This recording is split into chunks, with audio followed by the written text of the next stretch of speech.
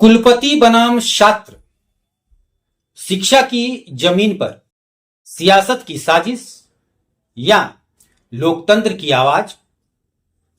हजारीबाग की जनता पूछ रही, सच क्या है। नमस्कार, मैं हूं अभय सिंह। झारखंड की शिक्षा नगरी इन दिनों एक बड़ी बहस के केंद्र में है और यह बहस सिर्फ किसी एक व्यक्ति या समूह की नहीं, बल्कि पूरे शैक्षणिक माहौल, विश्वविद्यालय के भविष्य और लोकतांत्रिक मूल्यों की है। विनोबा भावे विश्वविद्यालय के कुलपति प्रोफेसर चंद्रभूषण शर्मा ने हाल ही में सोशल मीडिया पर एक भावुक वीडियो संदेश जारी कर हजारीबाग की जनता, छात्र समुदाय, शिक्षक, कर्मचारी और मीडिया से संवाद किया है। उनके शब्दों में पीड़ा थी, अपील थी और चेतावनी भी थी। वीडियो में कुलपति ने आरोप लगाया कि कुछ छात्र नेता जो राजनीतिक दलों से जुड़े हुए हैं, मंगलवार को उनके कार्यालय में पहले शिष्टाचार मुलाकात के नाम पर मिलने के लिए पहुंचे, लेकिन फिर जुलूस लेकर जबरन उनके केबिन में घुस गए। यह उनका आरोप। उनके अनुसार इन छात्रों ने अपमानजनक भाषा का प्रयोग किया और खुलेआम उन्हें धमकी दी। सबसे गंभीर आरोप यह है कि ये छात्र विश्वविद्यालय में ठेकेदारी, चाय कैंटीन और टेंट सप्लाई जैसे काम पाने के लिए दबाव बना रहे थे। कुलपति ने कहा कि यह व्यक्तिगत नहीं, बल्कि संपूर्ण विश्वविद्यालय, शिक्षक शिष्य परंपरा और शैक्षणिक गरिमा का अपमान है। कुलपति ने साफ कहा कि अब वक्त आ गया है कि हजारीबाग की जनता, शिक्षक, छात्र और मीडिया कर्मी मिलकर अराजक तत्वों के खिलाफ मोर्चा लें। विश्वविद्यालय को बचाना है तो चुप नहीं रह सकते। देखिए कुलपति इस वीडियो से हजारीबाग की जनता को क्या संदेश दे रहे हैं। नमस्कार, मैं प्रोफेसर चंद्रभूषण शर्मा, कुलपति विनोबा भावे विश्वविद्यालय। आज हमने तय किया है कि आपके नाम एक संदेश देंगे। हजारीबाग के लोगों को, शिक्षकों को, विद्यार्थियों को और विश्वविद्यालय के कर्मचारियों को और सरकार को भी। कल कुछ लोग मुझसे मिलने का आग्रह किए। वो बता रहे थे एक खास राजनीतिक दल के वो नुमाइंदे हैं, उसका छात्र नेता हैं। मैंने उन्हें समय दिया। जब वो आए तो पूरा एक जुलूस लेके घुस गए, बेइज्जती करने लगे, अपशब्दों का इस्तेमाल करने लगे और मुझे कहने लगे कि आप अगर मेरी बात ना सुनेंगे तो आपको हटवा देंगे, विश्वविद्यालय हम चलाएंगे, आप नहीं चलाएंगे। ऐसे शब्दों का इस्तेमाल किया। मैं नहीं मानता हूं कि ये मेरी बेइज्जती है, ये कुलगुरु की बेइज्जती है, ये विश्वविद्यालय की बेइज्जती है, ये संस्था की बेइज्जती है, ये समाज की बेइज्जती है। हम कहां पहुंच गए हैं? अगर हम अपने संस्थाओं का इज्जत नहीं कर सकते हैं, अपने गुरुओं की इज्जत नहीं कर सकते हैं, कहां पढ़ाएंगे अपने बच्चों को? मैं समाज के सभी लोगों को यह संदेश देना चाहता हूं, यह आपकी जिम्मेवारी है कि आपकी संस्था ठीक चले। कहां पढ़ाएंगे अपने अगले जनरेशन को? मैं अपने विद्यार्थियों को यह संदेश देना चाहता हूं, इनके खिलाफ खड़े हो, इनको रोको, इनको मना करो, इनको कहो कि आप विद्यार्थी नहीं हैं। मैं अपने शिक्षकों को यह संदेश देना चाहता हूं, आप ऐसे लोगों के साथ बिल्कुल साठगांठ न करें, इनको बिल्कुल प्रश्रय दें। और अपने मैं कर्मचारियों को भी यह संदेश देना चाहता हूं, इनसे अलग रहें, दूर रहें। बड़ी बदनामी हो रही है, विश्वविद्यालय की छवि धूमिल हो रही है। मैं खास करके संदेश देना चाहूंगा मीडिया कर्मियों को। आप कोई भी न्यूज छापने के पहले मुझसे बात करें, तथ्यों का पता करें। आप ऐसी चीजें लिखते हैं जिससे छवि खराब होती है। मैं आपके साथ सारी बात साझा करूंगा। बिल्कुल पारदर्शी होगा विश्वविद्यालय, लेकिन बेईमानी नहीं होगी, करप्शन नहीं होगा। बहुत करप्शन है।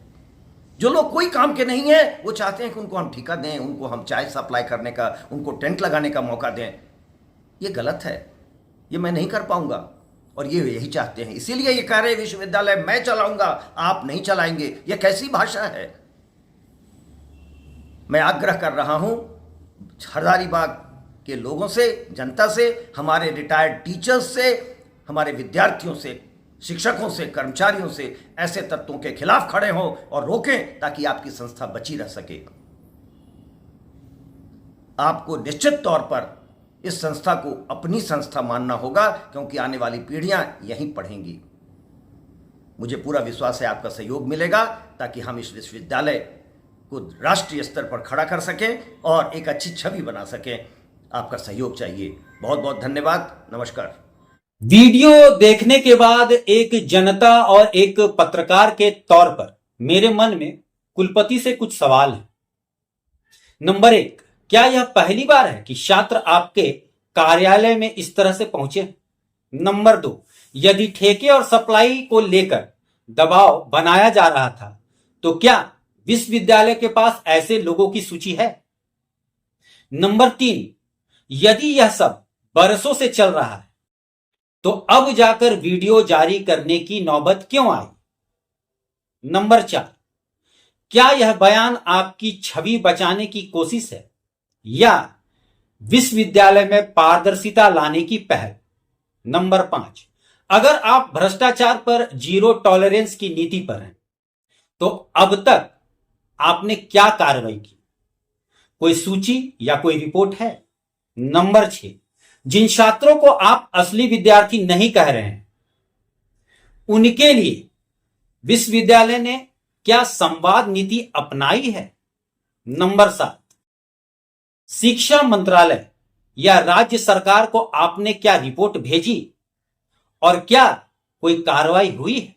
नंबर 8, छात्रों के खिलाफ कोई एफआईआर क्यों नहीं हुआ?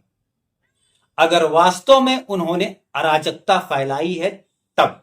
नंबर 9, विश्वविद्यालय परिसर में राजनीतिक दखल को रोकने के लिए क्या कोई नीति आपने बनाई है? नंबर 10, क्या आपने प्रेस को किसी विस्तृत रिपोर्ट या ब्रीफिंग में बुलाया? सोशल मीडिया पर जब आप वीडियो भेज सकते हैं तो प्रेस कॉन्फ्रेंस में आपको क्या परेशानी थी?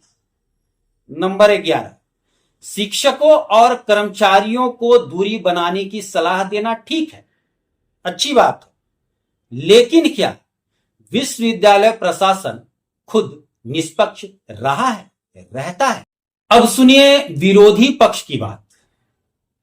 वीडियो सामने आते ही एनएसयूआई, एआईडीएसओ और अन्य छात्र संगठनों के प्रतिनिधियों ने कुलपति के आरोपों को पूरी तरह झूठा और गुमराह करने वाला बताया। उन्होंने दावा किया कि वे शांतिपूर्वक विश्वविद्यालय की समस्याओं पर चर्चा करने आए थे और उनकी मांगे पूरी तरह शैक्षणिक और लोकतांत्रिक थी। पिछले 7 वर्षों से छात्र संघ चुनाव नहीं हुए और छात्र संघ की बहाली के लिए वे स्पेशल डेमोक्रेटिक वॉल की मांग कर रहे थे।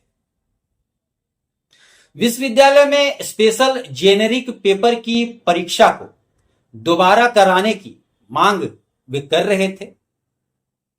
छात्र संगठनों को उनके कार्यक्रमों के लिए एक हॉल आवंटित किए जाने की मांग की गई थी। छात्रों ने कहा कि बातचीत सही दिशा में जा रही थी, लेकिन जब कुलपति ने यहां राजनीति नहीं चलेगी और मैं छात्रों से 1-to-1 बात करूंगा जैसे शब्दों का प्रयोग किया या वाक्य कहे, तो छात्रों को लगा कि उनके लोकतांत्रिक अधिकारों को खारिज किया जा रहा है।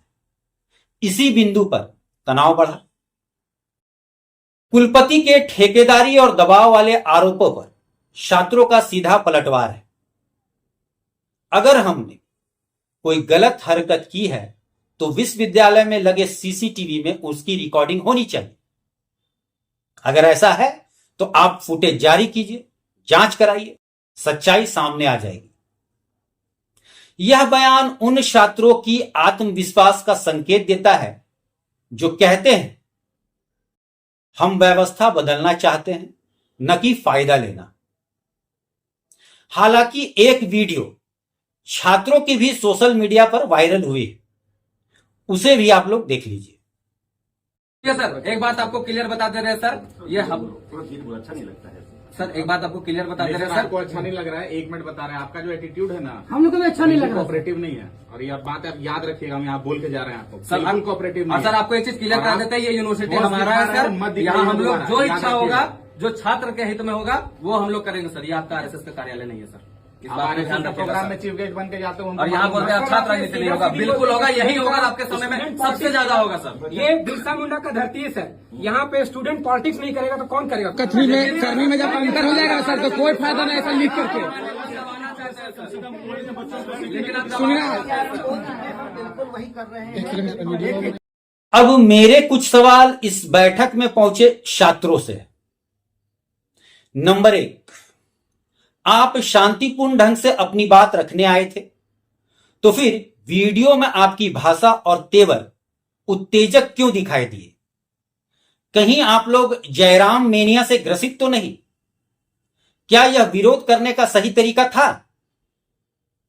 नंबर 2, आप ठेकेदारी के आरोपों को झूठा कह रहे हैं, तो क्या आप सीसीटीवी फुटेज सार्वजनिक करने की लिखित मांग करेंगे? क्या आप जांच में पूरी तरह से सहयोग करेंगे? नंबर 3, छात्र संघ चुनाव हुए 7 साल हो गए, तो इतने लंबे समय में छात्र संगठनों ने इसे लेकर पहले कितनी बार और किस स्तर पर आंदोलन या कानूनी पहल की? नंबर 4, क्या किसी छात्र प्रतिनिधि ने विश्वविद्यालय प्रशासन को लिखित में ज्ञापन या मांग पत्र दिया था, या सारी बातें मौखिक स्तर पर ही उठाई गई? नंबर 5, राजनीतिक संगठनों से जुड़े होने के कारण क्या आप अपने विरोध में पार्टी लाइन से प्रभावित हो सकते हैं? विश्वविद्यालय को राजनीति मुक्त रखने पर आपका क्या रुख है? नंबर 6, अगर कुलपति का व्यवहार तानाशाही पूर्ण था, तो क्या आपने राज्य उच्च शिक्षा परिषद या विश्वविद्यालय अनुदान आयोग यूजीसी में इसकी शिकायत की है? नंबर 7, आपने डेमोक्रेटिक वॉल की मांग की, क्या आपने यह बताया कि इस दीवार का उद्देश्य सिर्फ सूचना है या इसका इस्तेमाल विचारधारा, प्रचार या उकसावे के लिए भी हो सकता है? इसको क्लेरिफाई किया है आप लोगों ने? नंबर 8, अगर कुलपति का वीडियो ड्रामेटिक है, तो छात्रों के द्वारा वायरल किए गए वीडियो क्या संतुलित और शांति का संदेश दे रहे हैं? ऐसा देखने से आप लोग को लगता है? नंबर 9, आप एकजुटता और अधिकार की बात कर रहे हैं, तो क्या आपका संगठन सभी छात्रों का प्रतिनिधित्व करता है या सिर्फ चुनिंदा विचारधारा से जुड़े छात्रों का?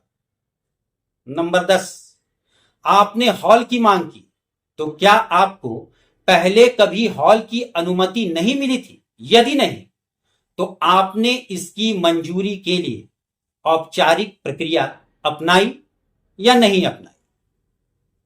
अब सवाल यह है कि जैसे कुलपति से सवाल करना जरूरी है, वैसे ही छात्रों से भी जवाब मांगा जाना चाहिए। सच्चाई सिर्फ आरोपों में नहीं, जवाबदेही में होती है।